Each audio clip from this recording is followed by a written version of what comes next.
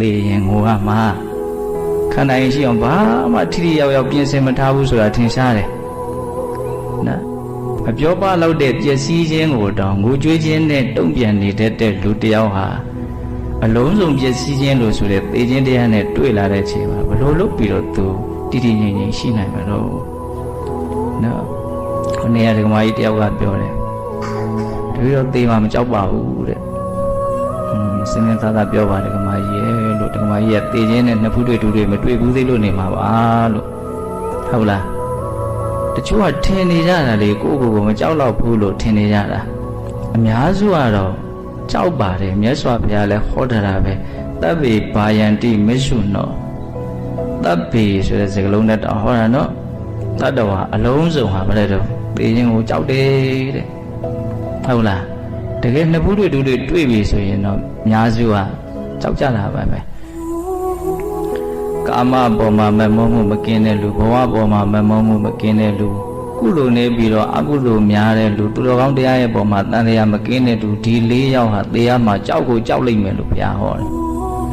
အဲ့ဒီဒေသနာစစ်တမ်းနဲ့စစ်ကြည့်မယ်ဆိုလို့ရှိရင်တရားမှာကြောက်မဲ့လူတွေကြီးပဲဆိုတာဖြေပေါ်လာတယ်ဟုတ်တယ်မို့လားကာမပေါ်မှာမမောမှုကင်းလားကင်းမှုအာယုံလေးတွေမှာမဲ့နေရှိတယ်ဟုတ်လားဘဝပေါ်မှာမမောမှုကင်းလားပိုးတောင်မကင်းဘူးဟုတ်လားဒီနှစ်ချက်နဲ့ကိုပဲတရားမှာကြောက်လိမ့်မယ်ဆိုတာထင်ရှားတယ်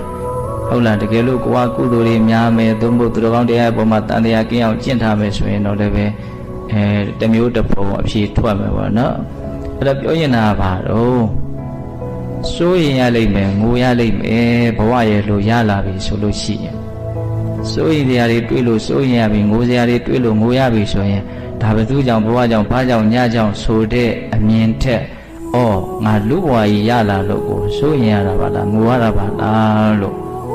အမှန်ကိုလေးလေးနက်နက်မြင်စေခြင်းလို့ဒီအကြောင်းအရာလေးကိုပြောပြတာနော်လောကပရိဒေဝပြီးတော့ပါတယ်ဒုက္ခဒေါမနတဥပါယတဒုက္ခဆိုတာကိုယ်ဆင်းရဲတာဒေါမနတဆိုတာစိတ်ဆင်းရဲတာ